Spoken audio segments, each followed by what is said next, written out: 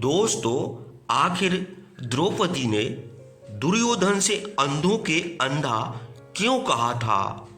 जब द्रौपदी द्वारा अंधों के अंधा दुर्योधन से कहा तो दुर्योधन बहुत क्रोधित हो गया था।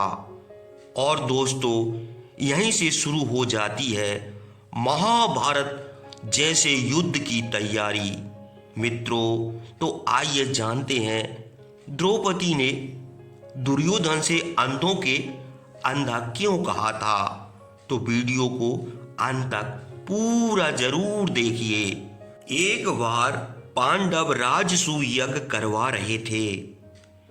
इस यज्ञ में भीष्म, विदुर, कृपाचार्य, द्रोण, दुर्योधन, कर्ण, चैतीराज, शिशुपाल आदि अनेक प्रमुख व्यक्ति आमंत्रित थे। महर्षि व्यास की उपस्थिति में पांडवों के पुरोहित महर्षि धौम यज्ञ को संपन्न करा रहे थे। भीष्म और महर्षि व्यास से सलाह लेने के बाद यह निर्णय किया कि देव पूजा का सर्वोच्च सम्मान श्री कृष्ण को दिया जाए। अतः श्री कृष्ण से अनुरोध किया गया कि वे देव पूजा हेतु आसन ग्रहण करें। चैदीराज शिशुपाल अपने ममेरे भाई श्री कृष्ण से बहुत घृणा करता था, इसलिए उनको सम्मानित होते देखकर वह क्रोधित हो गया। क्रोधावेश में वह श्री कृष्ण को गालियां देने लगा। अर्जुन और भीम सहित अनेक राजा शिशुपाल को मारने के लिए उद्यत हुए, किंतु श्री कृष्ण ने सभी को रोक दिया। इसका कारण यह था, शिशुपाल के जन्म के समय पंडितों ने कहा था कि आपके यहाँ एक राक्षस का जन्म हुआ है, इसका वध आपके भतीजे श्री कृष्ण के हाथों ही होगा। तब शिशुपाल की मां ने श्री कृष्ण से उसके 100 अपराधों को क्षमा करने का वचन लिया था। जब शिशुपाल 100 गालियां दे चुका तो श्री कृष्ण ने कहा, बस शिशुपाल, यदि अब मेरे विषय में तेरे मुख से एक भी अपशब्द निकला तो तेरे प्राण नहीं बचेंगे। परंतु शिशुपाल नहीं रुका।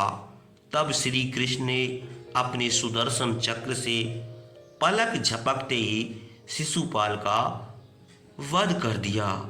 शिशुपाल के वध से समारोह स्थल में सन्नाटा पसर गया।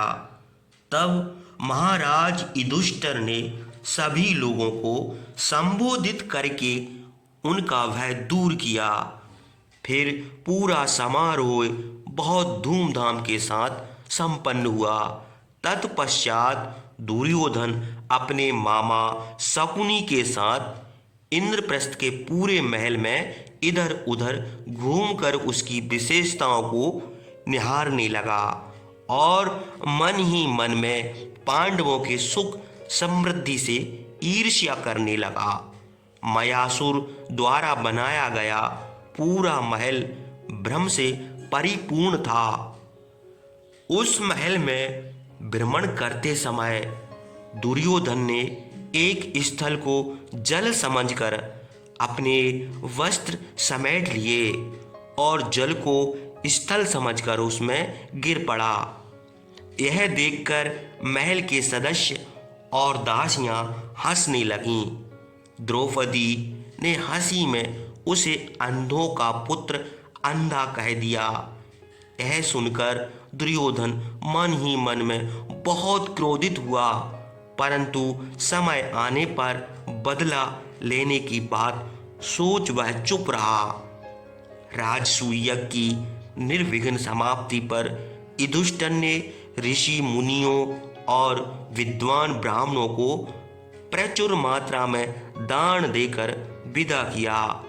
फिर सभी राजाओं ने उन्हें बधाई देते हुए विदा मांगी। युधिष्ठिर ने सम्मान सहित उन्हें विदा किया।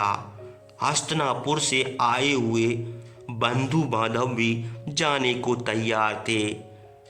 उन सभी को विदा करने के लिए पांडव दूर तक छोड़ने गए। उसके बाद श्री कृष्ण ने युधिष्ठिर से कहा, हे कुरुनंदन, अब मैं भी आपकी आज्ञा चाहता हूँ। महाराज युधिष्ठिर श्री कृष्ण को रोकना चाहते थे, परंतु श्री कृष्ण नहीं माने और वो भी चले गए।